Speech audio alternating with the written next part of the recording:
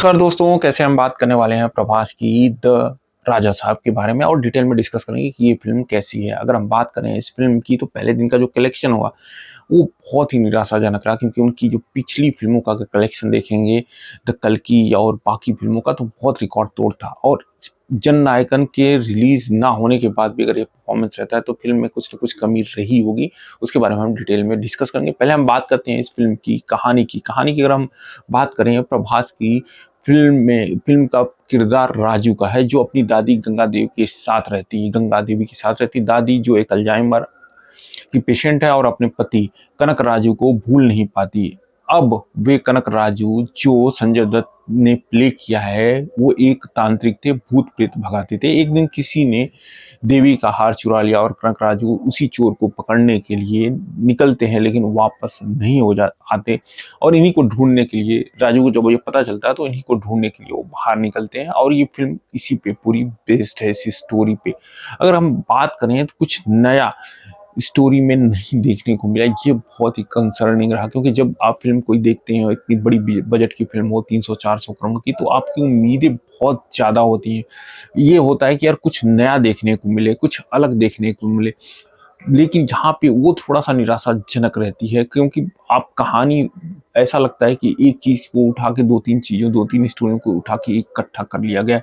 बिखरी हुई कहानी है, कुछ समझ में कभी कभी नहीं आता, कभी कॉमेडी, कभी हॉरर, कभी रोमांस, एक सीन से दूसरे सीन में जंप। इतना अजीब सा लगता है कि यार प्रभास जैसे बड़े स्टार के साथ फिल्म बना रहे हो, लेकिन आप ऐसी इस टाइप की फिल्म क्यों बना सकते हो। और इतनी अच्छी अपॉर्चुनिटी उन्होंने गंवा दिया। पहला हाफ बोरिंग है, दूसरे हाफ की अगर हम बात करें तो थोड़ा सा अच्छा हो जाता है और क्लाइमैक्स जाते जाते पिक्चर मूवी जो है वो पीक पे आ जाती है, अच्छा करती है। अगर जो 3 घंटे की फिल्म है उसको अगर मैं बताऊं तो लास्ट 40 मिनट का जो परफॉर्मेंस है वो कमाल का है, और इसी के बेस पे जो फिल्म चल रही है वो चल रही है। अब हम बात करते हैं एक्टिंग की। प्रभास ने काफी मेहनत की है, दिखता है लगभग 10 साल बाद उन्होंने ऐसा हल्का फुल्का रोल सिलेक्ट किया है। कॉमेडी करने की वो कोशिश तो करते हैं, लेकिन वो एक्चुअल में कर नहीं पाते। और कभी कभी लगता है कि यार ये ओवर एक्टिंग होता हुआ नजर आ रहा है, क्योंकि जो उनका परसेप्शन बना है वो कुछ अलग लेवल का बना है। आप बाहुबली की देख लीजिए, आप कल की देख लीजिए, वो एक्शन मॉन्स्टर की तरह जब एक्शन करते हैं वो थोड़ा आदमी को पसंद आता है, लेकिन यहाँ पे वो चीजें जमती नहीं। हाँ, एक सीन बहुत अच्छा था हॉस्पिटल में दादी के साथ, इमोशनल सीन, वो दिल को छू लेता है। बाकी स्टाइल में तो हमेशा की तरह दमदार लगे हैं, लेकिन ये अभी तक के सबसे वीक रोल्स में से एक रहेगा। इस फिल्म के सबसे इम्पोर्टेंट कैरेक्टर और सबसे इम्प्रेसिव थे वो संजय दत्त। अब ये इस फिल्म की रीढ़ की हड्डी है। संजय दत्त ने कमाल का अभिनय किया है। फिल्म का सबसे बेस्ट पार्ट उनका किरदार है, तांत्रिक का रोल, भूत का बनकर आना, अलग अलग फॉर्म्स, वीएफएक्स, हैवी रोल, लेकिन इम्प्रेसिव रहे। अगर फिल्म में कुछ देखने लायक है तो वो है संजू बाबा, कमाल का परफॉर्मेंस रहा। बोमी ईरानी की बात करें तो कम सीन है, लेकिन जितने भी है उतने जबरदस्त दमदार हैं और देखने लायक है। यानी हम बात करें इन दोनों एक्टर की, इन्होंने कमाल का काम किया है। लेकिन जहाँ पे एक्ट्रेस की बात हो हीरोइनों की, तो निधि अग्रवाल हो, मालविका मोहन हो या रिद्धि कुमार हो, इन लोगों ने निराश किया है, क्योंकि उनको स्क्रीन टाइम उतना मिला नहीं है, जिसकी वजह से ये प्रॉब्लम आया हुआ है। अगर इनको स्क्रीन टाइम मिलता है, स्टोरी में उनको कुछ ऐड करने को मिल सकता था तो अच्छा हो सकता था।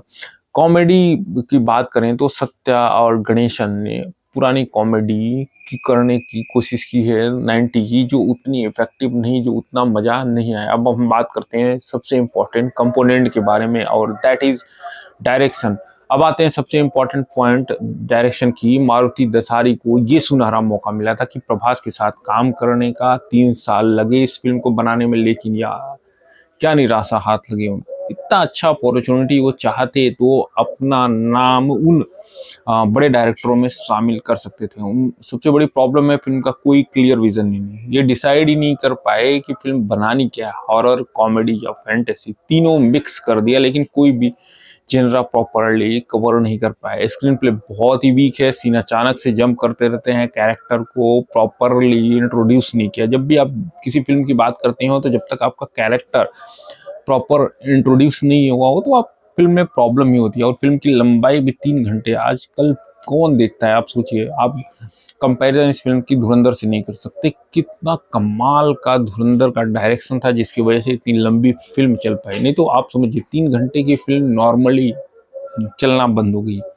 लास्ट की 40 मिनट के अच्छे विजुअल, क्लाइमैक्स बहुत ही जबरदस्त है, बहुत ही लाजवाब है, देखने लायक है। लेकिन उसके लिए थोड़ी ही हम पूरी फिल्म टॉर्चर सहेंगे, बर्दाश्त करेंगे। आप समझ सकते हैं यार, 40 मिनट की भी है तो वही बना देते ना, फिर बाकी का तो कुछ मजा ही नहीं आया वो ओवरऑल देखें तो। जिस हिसाब से इनको हैंडल करना था ये एक्चुअल में हैंडल नहीं कर पाए। हम बात करें डायरेक्टर की तो वीएफएक्स की बात करें तो कमाल का वीएफएक्स रहा है, लेकिन उसमें भी प्रॉब्लम रहा है। कहीं कहीं बहुत ही अच्छा हो गया है, बहुत ही जबरदस्त दिखाया है, तो कहीं कहीं आपको ऐसा लगता है कि यार ये जो सेट है ना, कि आपको वो ओरिजिनलिटी नहीं दिखाते, इतना इफेक्टिव नहीं। आपको पता चल जाता है कि यार एक गली कैसी है, ये जो भी सीन्स हैं वो आपको दिखाते हैं कि यार ये एक तरह से बनावटी दिखते हैं, वो थोड़ा सा कचोटता है मन को। वीएफएक्स शानदार है खासकर क्लाइमैक्स में, लेकिन कई जगह बेसिक और डेटेड लगा है। बिल्ली के विजुअल बार बार आते हैं और बहुत टैकी लगते हैं। प्रभास का फेस पे जो वीएफएक्स किया गया है पहले सीन से, वो भी थोड़ा अजीब लगता है। ओवरऑल बोला जाए वीएफएक्स का काम अच्छा है, लेकिन और अच्छा हो सकता था अगर कंटिन्यूअसली होती। जिस हिसाब से आपने पैसा खर्चा किया उस हिसाब से देखा जाए तो उतना मजेदार नहीं रहा है।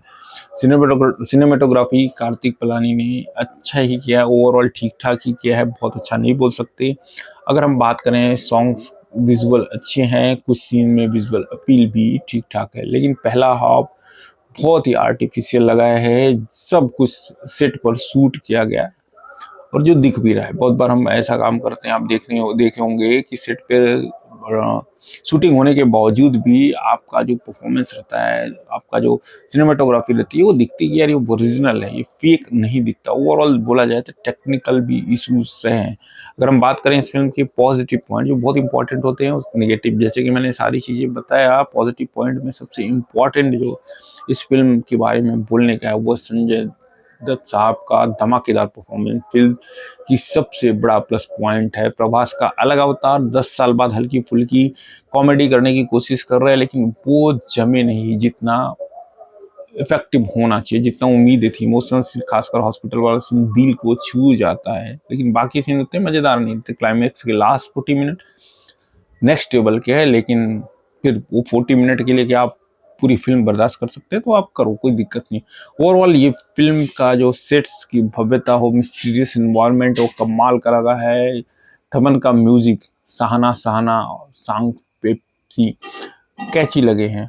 और अगर हम बात करें कॉस्ट्यूम की तो प्रभास स्टाइलिश आउटफिट में दिखे। ओवरऑल बोला जाए तो अगर प्रभास के आप फैन हैं, आप जरूर से जरूर ये फिल्म देखें। हाँ, अगर आपको उम्मीदें बहुत ज़्यादा हैं, जैसे कि आप बाहुबली की बात करें, कल्कि की बात करें, तो आप थोड़े निराश होंगे क्योंकि ये दूसरे जॉनर की फिल्म है, वो उस टाइप की फिल्म नहीं। ओवरऑल अगर मेरे से आप पूछा जाए तो वन टाइम वॉच है, और प्रभास के लिए आप देख सकते हैं, संजू बाबा के लिए आप देख सकते हैं, लेकिन जो उम्मीदें थी स्पेशली उस पे ये फिल्म कहीं नहीं टिकती। उसकी रीज़न है कमज़ोर स्टोरी, स्क्रीन प्ले सबसे बड़ी कमी है, बिखरी हुई है, संगत लगती है।